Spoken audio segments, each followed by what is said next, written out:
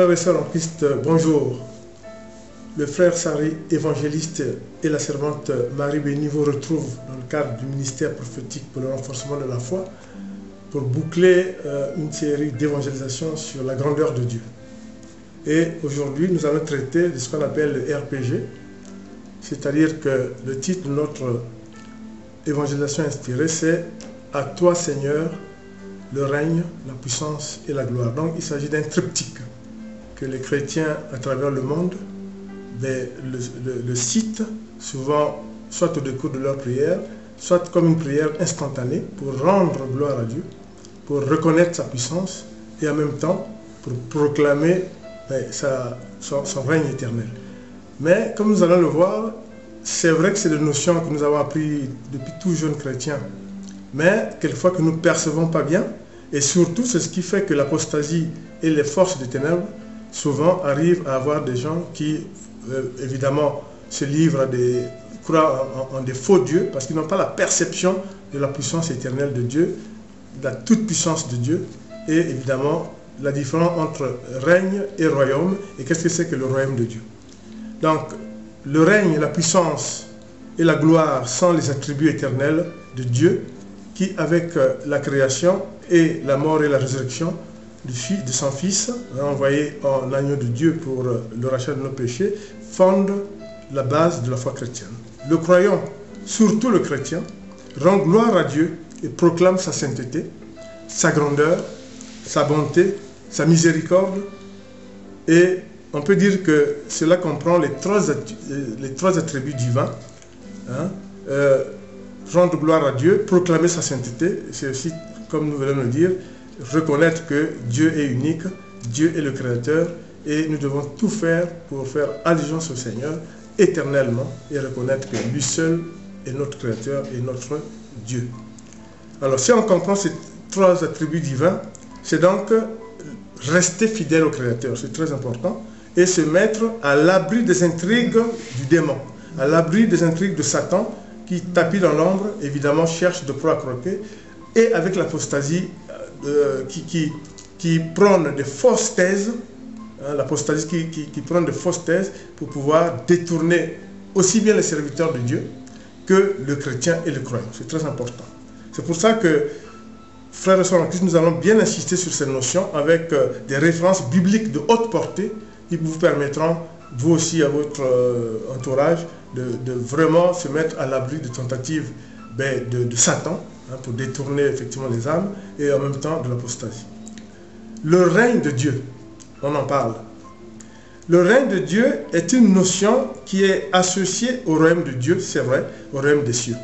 Mais pas seulement, car Dieu est roi, puisque comme roi, il doit régner sur quelque chose. Donc il règne, c'est le règne de Dieu. Nous allons voir que pas seulement le règne. Amen.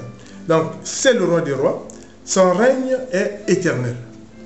Sa royauté appartient à lui seul. Il est inégalable. Le règne de Dieu est une relation unique entre Dieu et la création, entre Dieu et les hommes. Dieu règne sur son royaume, mais attention, il règne aussi sur toute la création, l'univers, les nations, le ciel et la terre. Rien ne lui échappe. C'est ça le règne de Dieu. La différence entre le règne de Dieu et le royaume de Dieu n'est pas facile à comprendre, mais vous allez bien voir que nous allons essayer de vous le faire percevoir. Le royaume comporte un sens spatial, puisque Jésus nous dit, Jésus nous dit, le royaume de Dieu est proche, convertissez-vous. Donc ça veut dire quoi? Ça veut dire que il est là, le royaume, il est à côté de vous. En appliquant la parole de Dieu, en appliquant les évangiles, évidemment, vous faites un pas vers le royaume de Dieu. Donc, en vous baptisant, c'est pour ça que Jean le Baptiste, quand il a dévancé l'arrivée du Christ, il disait, convertissez-vous, le royaume de Dieu est proche. Mais quand il dit, le royaume de Dieu est proche, c'est quoi? C'est la venue du Christ qu'il va baptiser dans le Jourdain quelques heures après. C'est très important. Donc, il faut savoir que le règne de Dieu, c'est une exclusivité de Dieu. Il n'y a pas à confondre, il n'y a pas à se dédier à des faux dieux. Le règne de Dieu est exclusif au Dieu seul. C'est très important. Et le fait, c'est que Jésus nous le dit lui-même, il dit, convertissez-vous, le royaume de Dieu est proche. C'est très important. Et en plus, le royaume de Dieu, c'est le paradis, puisque, souvenez-vous, lors de la crucifixion du Seigneur, le deuxième larron qui s'était repenti, qui n'avait jamais été baptisé, Jésus va lui dire, aujourd'hui, tu seras, en vérité, je vous le dis, aujourd'hui, tu seras avec moi au paradis. Donc, c'est une notion en même temps spatiale, mais en même temps spirituelle, comme nous allons le voir. Donc, le règne de Dieu est une réalité spirituelle. J'insiste sur ce fait aussi parce que, en même temps c'est spatial, en même temps spirituel, c'est Jésus qui nous l'enseigne dans la parabole du pauvre Lazare et le méchant riche. Où Jésus nous montre ce que c'est que le royaume des cieux. Il nous montre comment, effectivement, Abraham, qui est là-bas, dit au méchant riche qui supplie à ce qu'on lui donne une goutte d'eau pour étancher sa soif parce qu'il était dans le feu. Et c'est là où Abraham lui dit, mais justement, c'est quand vous êtes sur terre qu'il faut tout faire pour mériter le royaume des cieux. Donc, tout ce que nous faisons sur terre conditionne notre arrivée, conditionne à ce que nous puissions être admis au royaume des cieux. Et c'est pour ça qu'il y a des règles, puisque Jésus lui-même dira, quand on lui a parlé, mais est-ce que les riches peuvent aller au royaume des cieux? Il a dit, il est plus facile à un chameau de passer par le trou d'une aiguille qu'un riche de rentrer dans le royaume des cieux. Donc, il y a des règles. Ça, c'est très important. Souvenez-vous donc qu'il y a une exclusivité de Dieu. Souvenez-vous aussi que c'est spatial, mais en même temps, c'est une réalité spirituelle. Et dans ce sens, ben, je vais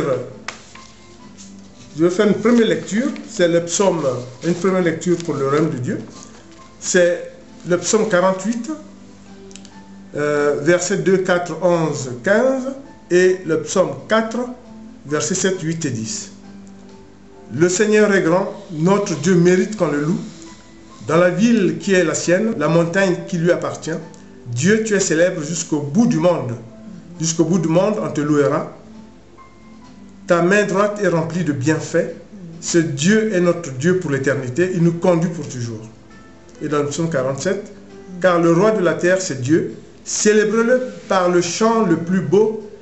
Dieu règne sur les peuples. Dieu siège sur son trône qui est saint. Les princes des différents pays se joignent au peuple de Dieu d'Abraham, car c'est de Dieu que dépendent les rois, les protecteurs de la terre, et il est au-dessus de tout. Et là déjà, par les psaumes, proclame la grandeur de Dieu, comme vous le voyez, c'est très important. Il proclame la grandeur de Dieu pour vous dire que Dieu est unique, incomparable, et il est très important que nous puissions toujours le reconnaître. Je disais que pour entrer dans le royaume, Dieu, effectivement, le royaume de Dieu, Dieu a fixé des règles que Jésus nous a reprécisées. Ceux qui entreront dans le royaume, c'est ceux qui font la volonté de mon Père, disait Jésus. Et qui donc, il y a des règles qu'il faut remplir. C'est en suivant la bonne nouvelle de Jésus-Christ qu'on pourrait prétendre être, je dirais, candidat à l'entrée dans le royaume des cieux. Donc, écouter la parole de Dieu, lire la parole de Dieu, lire les évangiles et les appliquer. C'est très important. Et je m'en vais enchaîner sur une lecture justement pour conforter ce que je viens de dire. C'est dans Matthieu chapitre 3, versets 2 et 3, et puis Matthieu chapitre 7, verset 21. Je lis la parole de Dieu. Changez de vie, car le royaume des cieux est tout proche. Jean est celui dont le prophète Isaïe a parlé lorsqu'il a dit, c'est de la voix d'un homme qui crie dans le désert, préparez le chemin du Seigneur, faites-lui des sentiers bien droits. Ce ne sont pas tous ceux qui me disent, Seigneur, Seigneur, qui entreront dans le royaume des cieux, mais ceux qui font la volonté de mon Père qui est dans les cieux. Amen. Amen. Donc, comme je vous le disais, il y a des règles à rentrer et le royaume de Dieu a des règles. C'est la puissance de l'Éternel, mais c'est simple, écouter la parole de Dieu et appliquer. Donc, le règne de Dieu est une réalité spirituelle puisqu'il est dans le cœur de l'homme. C'est chacun de nous qui a le règne de Dieu dans son cœur. C'est très important. Et c'est dans le cœur de l'homme que nous vivons ce règne de Dieu. Il a été proclamé par les prophètes, Isaïe l'a dit, règne pour une royauté non semblable au roi de la terre. Ce n'est pas les royaumes que nous connaissons sur la terre, c'est très important, mais la royauté de paix universelle et de justice éternelle. Et c'est Isaïe qui l'a proclamé dans Isaïe, chapitre 51, versets 15 à 16, que nous n'allons pas lire. Mais, alors, frères et sœurs en Christ, Dieu est puissant, Dieu est jaloux de son règne, Dieu est un Dieu jaloux. Le règne de Dieu, comme je dis, il s'établit sur tout, même sur les puissances de la terre. Entre guillemets, pas les puissances au même titre que Dieu, mais ceux qui se prétendent rois, etc. Et il y a 2 cantiques dans lesquels Dieu avertit les, entre guillemets, puissants de la terre, entre guillemets, les rois de la terre, de qu'il n'y a pas de plus puissant que l'Éternel. Et c'est dans le cantique d'Anne, la mère de Samuel, et le cantique de Marie, la mère de Jésus, que nous allons donc nous apercevoir de ce que dit le Seigneur. Et la prophétesse va faire donc la lecture de ces 2 cantiques. Première lecture. Samuel, oui. Premier livre de Samuel. 1 Samuel 2, versets 6, 7 à 10. Je lis la parole de Dieu. Le Seigneur fait mourir et fait vivre. Il fait descendre dans le monde des morts et en fait remonter. Verset 7. Le Seigneur donne pauvreté et richesse. Il met au dernier rang, mais aussi au premier. Du haut du ciel, le Seigneur fait éclater le tonnerre pour écraser ses ennemis. Le Seigneur juge le monde entier. Il donne la puissance au roi de son peuple. Il augmente le pouvoir du roi qu'il a choisi. Amen. Amen. Deuxième lecture, Luc 1, versets 51 à 53. Il est intervenu de toute sa puissance et il a dispersé les hommes dont le cœur était rempli d'orgueil. Verset 52. Il a précipité les puissants de leur trône et il a enlevé les humbles. Verset Amen. 53. Il a comblé des biens ceux qui sont affamés et il a envoyé les riches les mains vides. Voilà. Amen. Donc Dieu proclame sa puissance et sa royauté. Il règne sur tout. Et là, il avertissait les rois de la terre de sa toute puissance. Et c'est très important, c'est dans le cantique, comme vous venez de dire la prophétesse, cantique d'Anne, la mère de Samuel, et le cantique de Marie, la mère de Jésus. C'est très important. C'est quand en théologie, on veut vraiment voir le message que Dieu adresse au plus puissant, c'est ces 2 cantiques qui servent de référence. Très important. Nous avons voulu mettre ça à votre savoir. Donc, nous avons vu qu'il y a des règles pour entrer dans le royaume des cieux. Il faut écouter la parole de Dieu et l'appliquer. Nos agissements terrestres vont conditionner notre entrée au royaume des cieux. Donc, conditionner le salut, ce qu'on appelle le salut, c'est très important. Et cela, vous le retrouvez dans la parabole du pauvre Lazare et le méchant riche, mais aussi le royaume des cieux, aussi dans la parabole des livrets, où Matthieu étant l'évangéliste du royaume de Dieu, du royaume de Dieu, c'est dans la parabole des livrets, Matthieu 13, verset 40 à 43, où vous lisez et vous imprégnez de ce que c'est que vraiment la réalité du royaume de Dieu. C'est très important. Et par sa victoire sur la mort, ça c'est notre aspect, Jésus est intronisé roi des rois. Nous chantons tous, nous lisons tous Jésus roi des rois. Son Père l'a intronisé. Par sa victoire sur la mort, Jésus est roi des rois. Et dans les derniers temps, puissance et gloire du Fils, puisque, comme il l'a dit lui-même, au moment de l'ascension, il sera assis à la droite de Dieu quand il descendra pour le jugement dernier. Très important, il est roi des rois par sa victoire sur la mort et le péché. C'est pour ça que je vais lire Colossiens, troisième lecture, premier épître de Corinthiens, pardon, chapitre 15, verset 24 à 26, et Éphésiens 1, verset 20 à 21. Ensuite arrivera la fin. Le Christ détruira toute autorité, tout pouvoir et toute puissance spirituelle.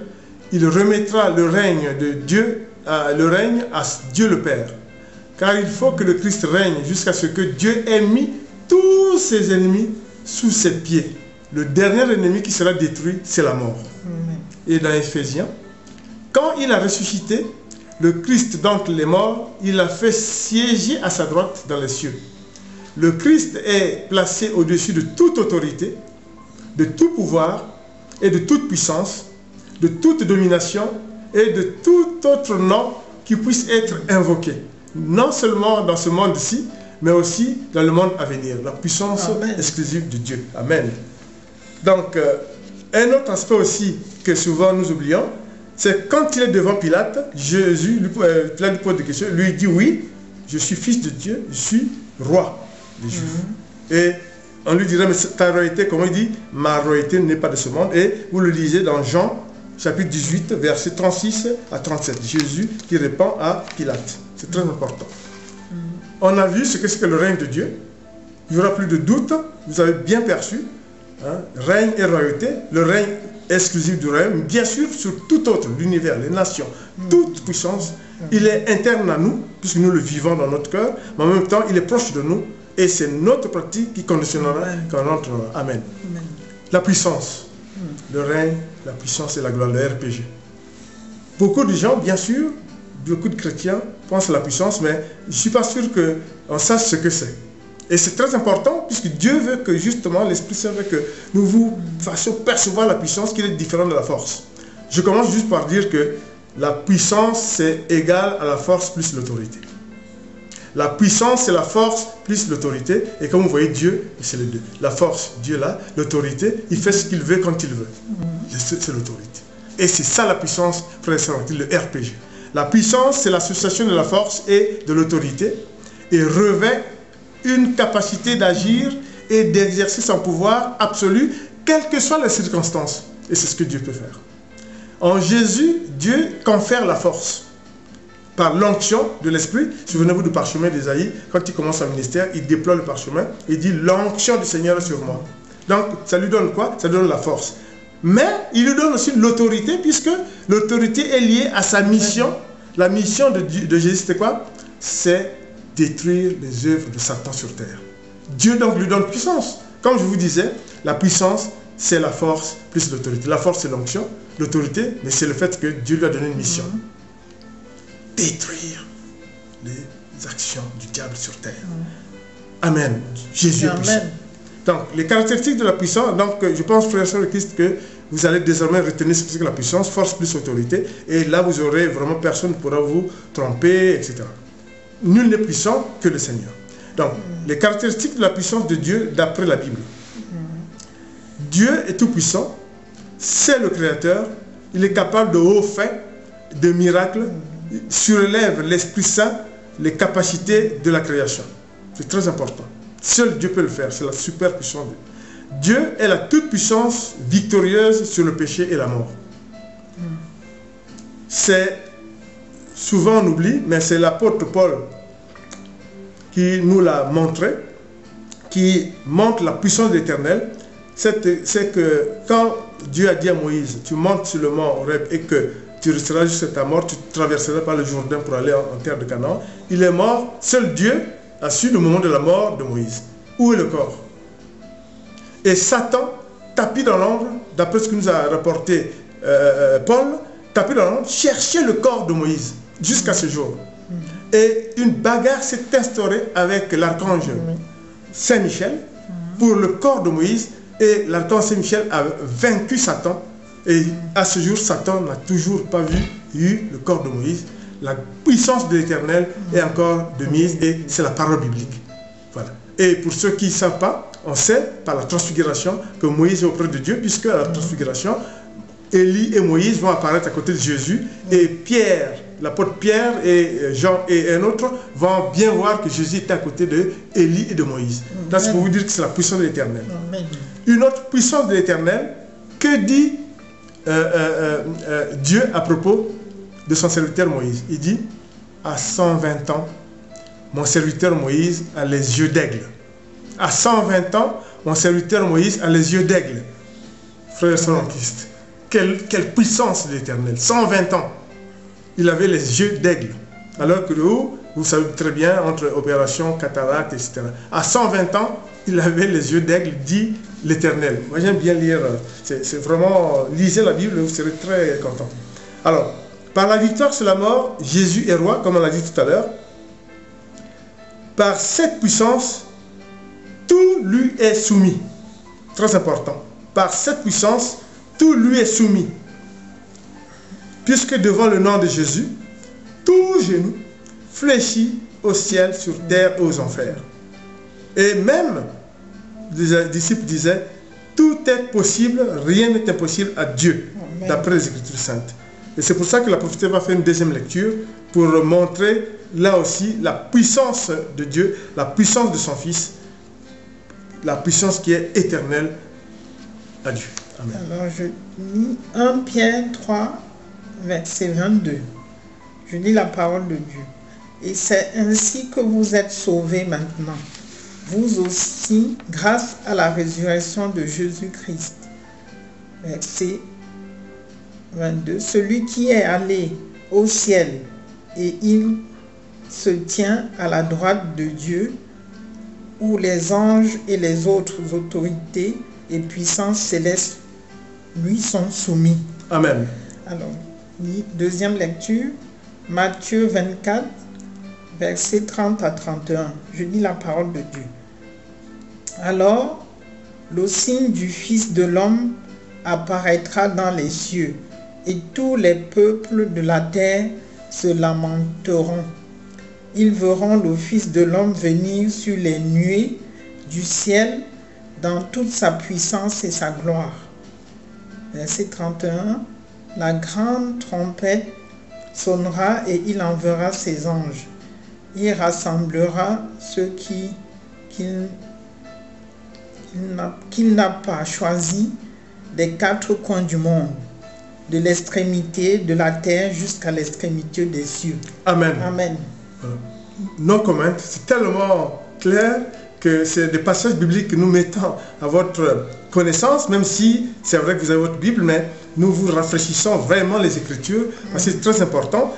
Alors, comme on a dit, on a dit que rien n'est impossible à Dieu, tout est possible pour Dieu. Nous pouvons en retenir que les miracles sont des actes de puissance, les signes et sa marque, la marque de sa puissance, il peut le conférer à ses serviteurs. Tu vois, il peut le conférer par l'Esprit Saint à ses serviteurs. Effectivement, ce que Jésus avait fait, notamment avec les 72 quand ils avaient la mission. Mais il y a aussi un fait qui est très important, c'est que la notion de puissance. Alors, il y avait une femme, bien avant que commence le ministère de Jésus de Nazareth, à 30 ans. Cette femme-là, avant 30 ans, souffrait des pertes de sang depuis 12 ans. Vous vous imaginez, il n'y avait pas de garniture comme aujourd'hui. Il ne pouvait pas avoir une vie maritale, pas de mari. Elle a vécu un enfer, mais elle croyait à Dieu. Et l'Esprit Saint, envoyé par le Seigneur, dira à cette femme, mais il y a le Christ qui va passer par là. Pourvu que tu arrives à toucher le Christ.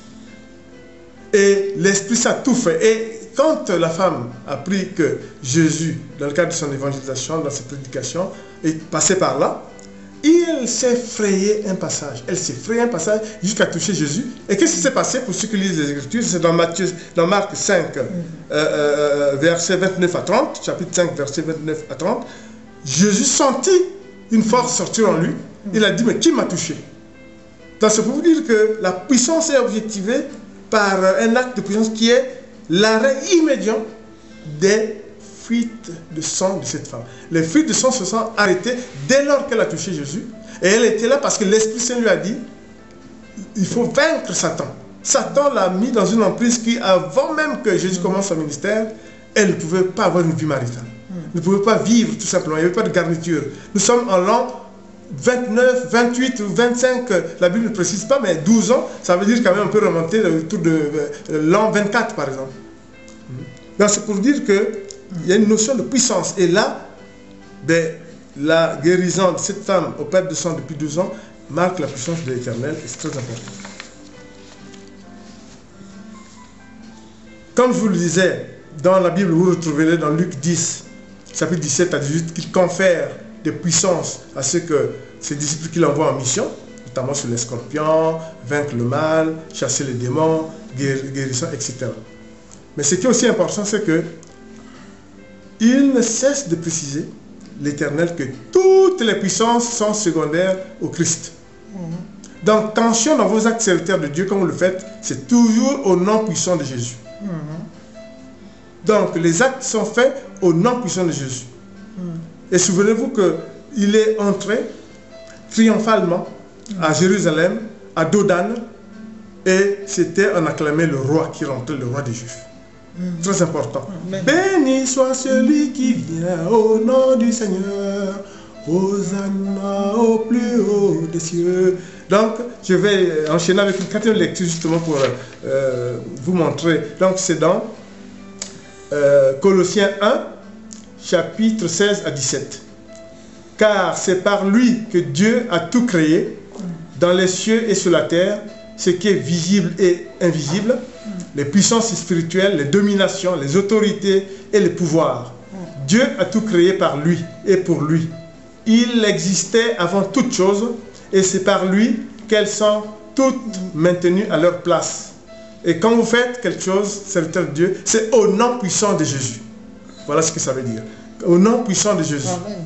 Pas se glorifier soi-même, c'est au nom puissant de Jésus. Et je sais que vous le savez.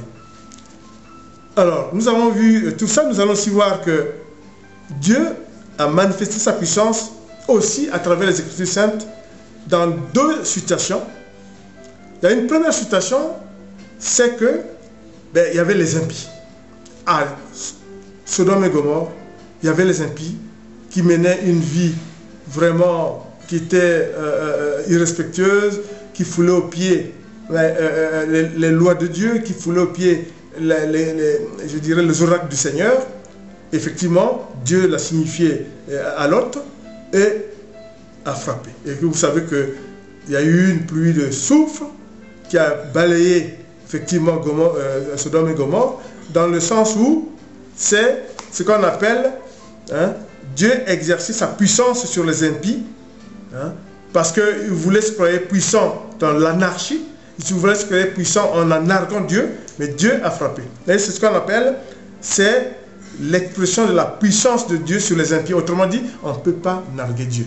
Ça, c'est dans Genèse 19, versets 12, 13 et 24 à 25. Nous n'allons pas faire la lecture. Il y a un deuxième cas, là c'était les impies. Là, c'est carrément Dieu a frappé les orgueilleux. Et c'est la tour de Babel. Vous savez que la tour de Babel est une anthologie biblique. Autrement dit, d'une richesse spirituelle. Dieu n'aime pas l'orgueil. Déjà, vous savez qu'Adam et Ève, Dieu, effectivement, les a chassés à cause du péché d'orgueil, voulant être comme Dieu. Et là, les hommes, Dieu leur a donné la connaissance de fabriquer des briques cuites, et ils se sont dit, ah, mais nous allons urbaniser. Ils ont commencé à se créer des leaders, ils ont commencé à créer une tour stratosphérique en disant, mais tiens, pourquoi pas, nous allons habiter à côté du Seigneur, nous allons être le voisin du Seigneur. Dieu, et la Bible dit, Dieu descendit des cieux. Dieu est partout, mais Dieu, c'est pour marquer la puissance de l'Éternel, pour dire que les cieux c'est moi. Et il descendit pour vous dire, mais je descends voir qu'est-ce que vous faites. Et alors, Dieu a vu que tiens, les gens se sont organisés, ils ont le leadership avec des dirigeants, et en même temps, ils n'écoutent plus la parole de Dieu, ils s'organisent, ils disent, ils vont construire une tour de Babel pour vivre au niveau stratosphérique à côté de Dieu, et Dieu a frappé.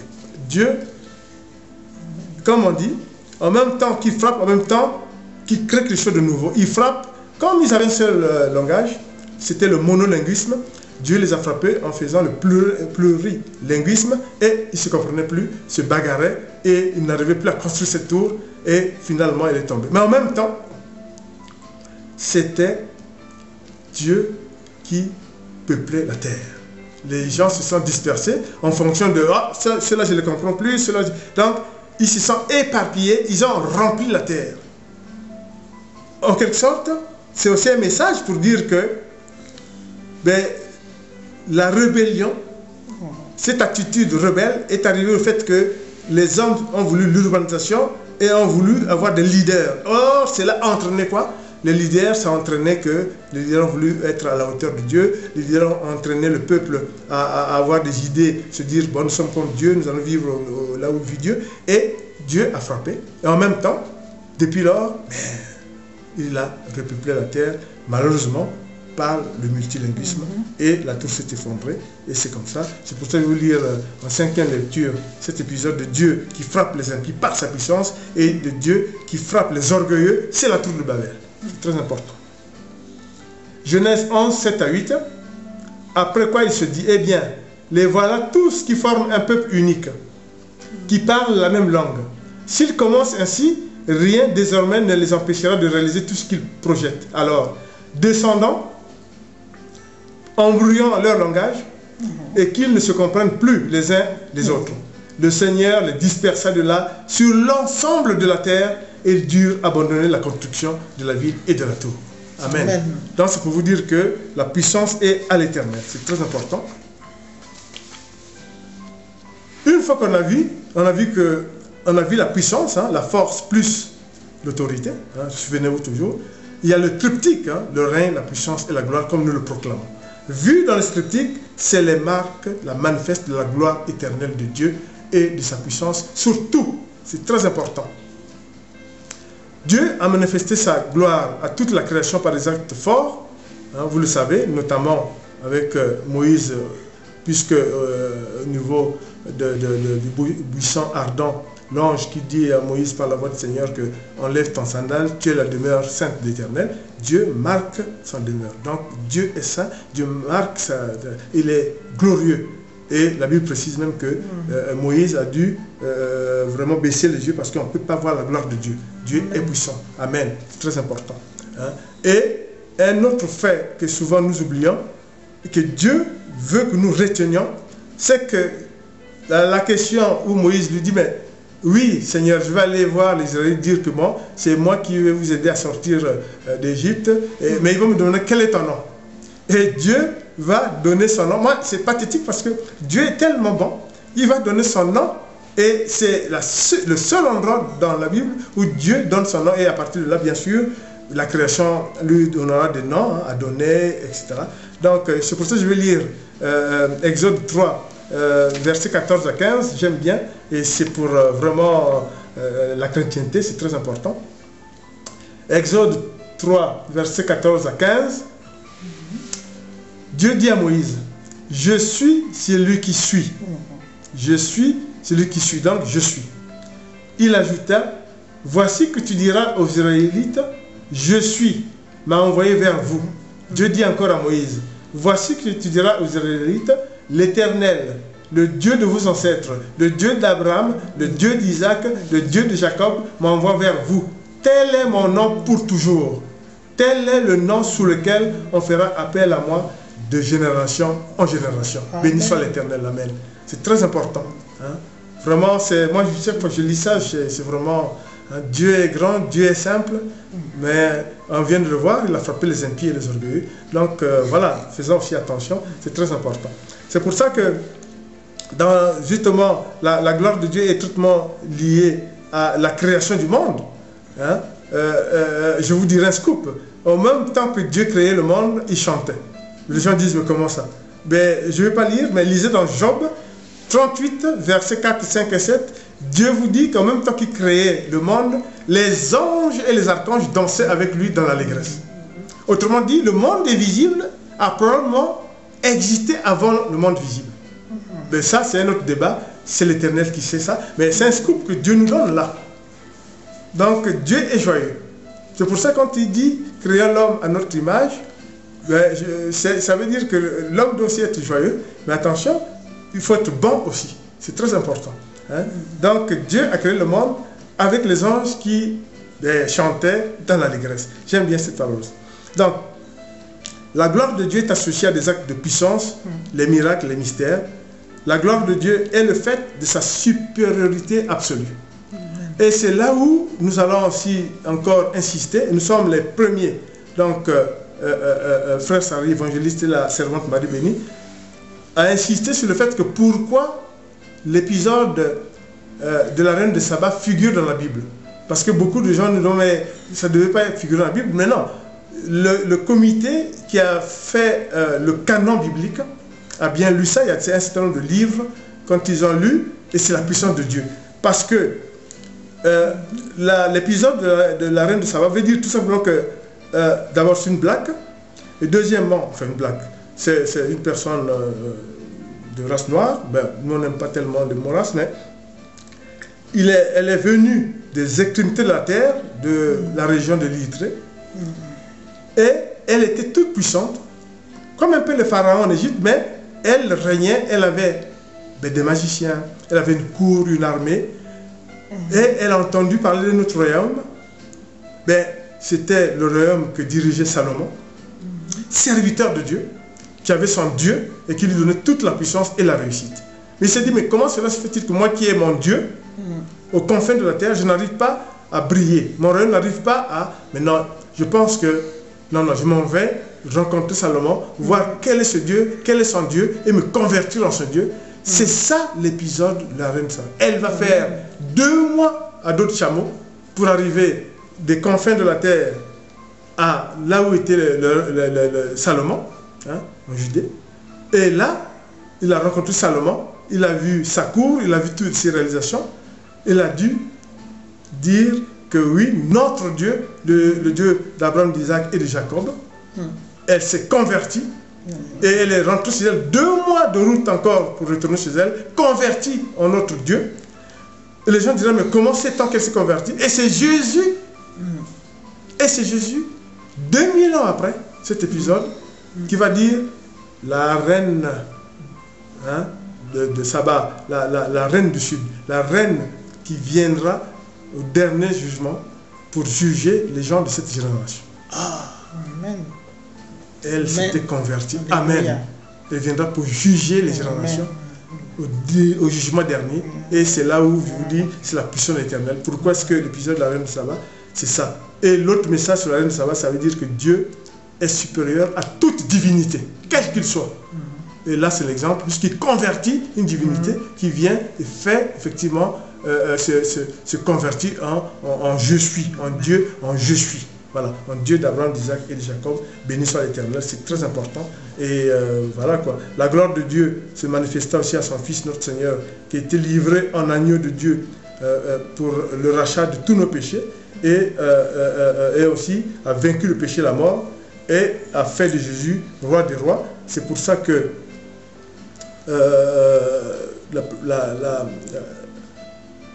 la servante va lui faire une troisième lecture, comme ça on va passer à l'épilogue.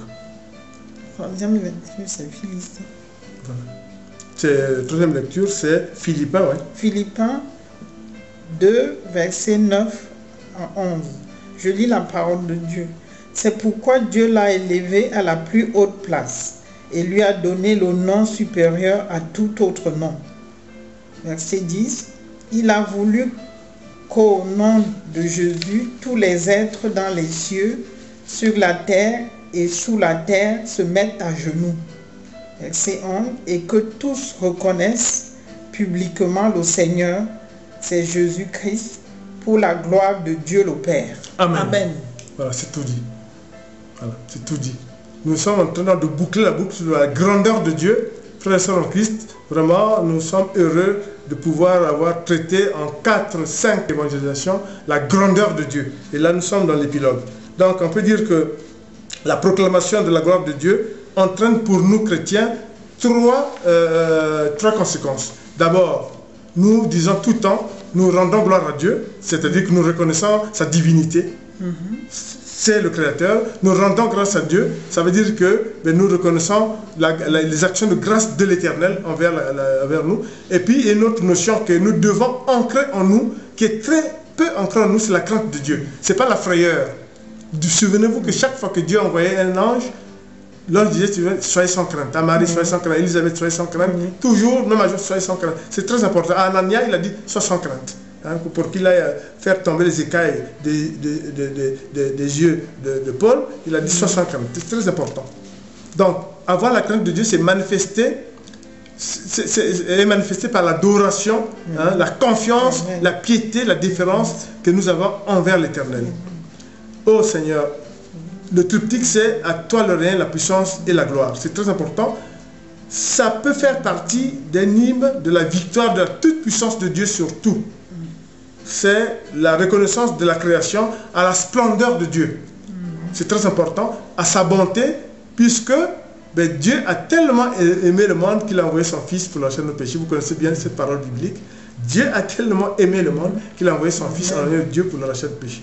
Et ça me fait plaisir toujours à réciter ça parce que ça nous exalte et que vraiment que Dieu fasse que nous puissions nous en sortir. Vous savez, dans les temps qui sont là, dans ces temps où l'humanité est confrontée à la dureté des temps, où nous sommes en train, au temps eschatologique, le Christ revient, faisons tout pour nous préparer, et c'est très important, la manifestation de la puissance de Dieu, c'est-à-dire force plus autorité.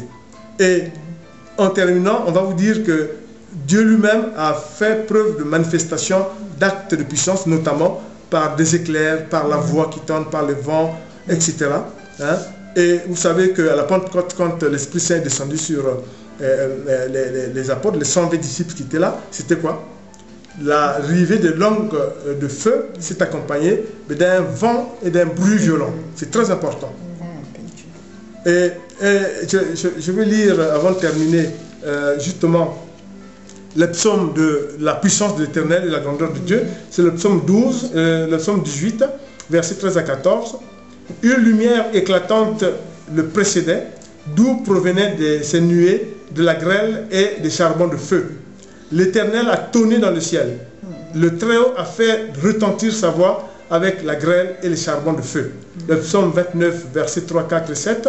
La voix de l'Éternel retentit sur l'eau. Le Dieu de gloire fait gronder le tonnerre.